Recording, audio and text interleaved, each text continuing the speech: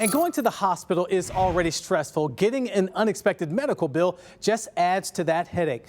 Now there's a new law putting a stop to surprise billing. Call for Action reporter Carice Jackman spoke with Tennesseans and advocates who say they've waited on this law for a long time. For 39-year-old Catherine Perkins, life's constantly brought challenges her way. I basically have lost all of the muscle usage that I had through all my life. Catherine has a genetic muscular disorder called spinal muscular atrophy, or SMA, a muscle wasting disease that confines Catherine to a bed. A lot of people that have this are on ventilators, so I feel very fortunate in one way, and then in another way, it's been really hard living with this kind of genetic disease. Her insurance takes care of most of her needs, but she remembers one time when her family had to help her pay for a ride to the ER. They said that we had to pay a percentage. I don't remember what it was, but I think it was paid for by my mom.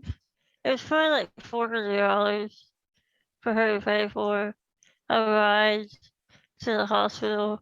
It's an issue so many Americans face, getting an unexpected bill or being told you have to pay out of pocket for hospital visits, doctors, or other providers who don't accept your insurance. But now there's a law that's putting a stop to it. Starting January 1st, the No Surprises Law gives you protection against unexpected bills. I think it's a great step in the right direction to help people and protect them against medical debt. The federal law basically helps to make sure you aren't charged more than it would typically cost you for in-network services. Kanika Young with the Tennessee Justice Center says this new law is a win for people across the country. In fact, medical debt is the leading cause of personal bankruptcy, and Tennessee has among the highest rates of personal bankruptcies in the country. And while Young says the act is a huge step, there are a couple of things she says the law overlooks. So the No Surprises Act states that the person can't be held responsible for any amount above the copay that they would pay for in-network services. But there may be a copay that's dependent on the negotiated rate between the plan and the providers. And if you need a ride in an ambulance, the law covers air rides, but not ones on the ground. Ambulance services were not included. They're carved out.